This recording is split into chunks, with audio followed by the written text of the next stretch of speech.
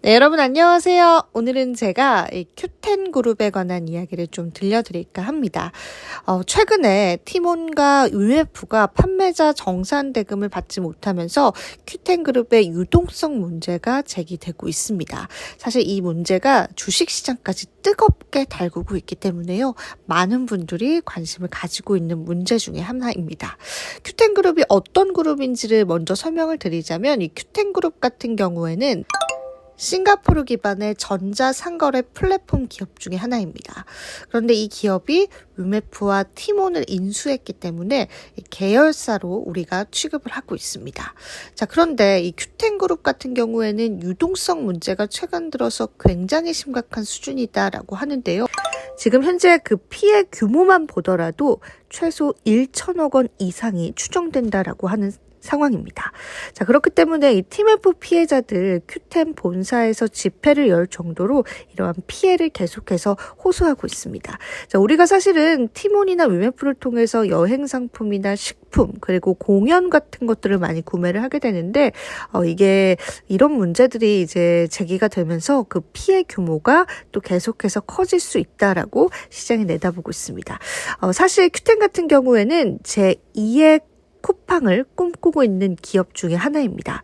그러다 보니까 이 같은 맥락에서 이 큐텐그룹의 유동성 문제가 대두가 되기도 했었지만 사실상 쿠팡처럼 나스닥에 상장이 되면은 이 투자 자금을 끌어모으면서 이러한 적자는 크게 문제가 되지 않을 것이다라고 예상을 했던 것 같습니다. 사실 이 큐텐그룹 같은 경우에는 돌려막기를 해왔다라고 해도 과언이 아닙니다. 카드 돌려막기 잘 아시죠? 예를 들자면은 판매자의 미정산 대금을 다른 매출이 잡히게 되면은 메꿔주는 방식이다라고 보시면 됩니다. 기업 자체가 풍부한 돈을 가지고 있는 게 아니라요.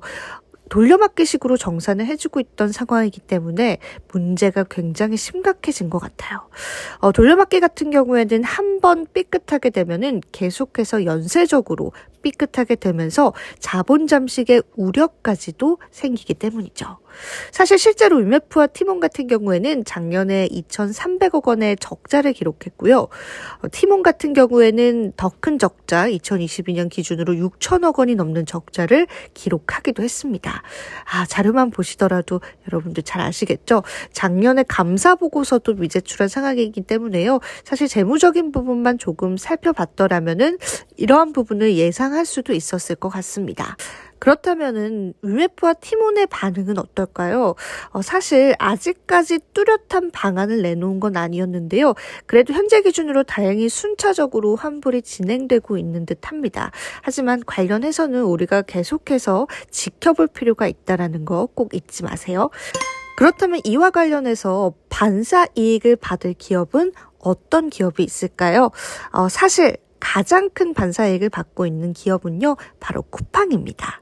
쿠팡 같은 경우에는 소비자 신뢰도가 상승할 수 있다는 가능성이 있고요.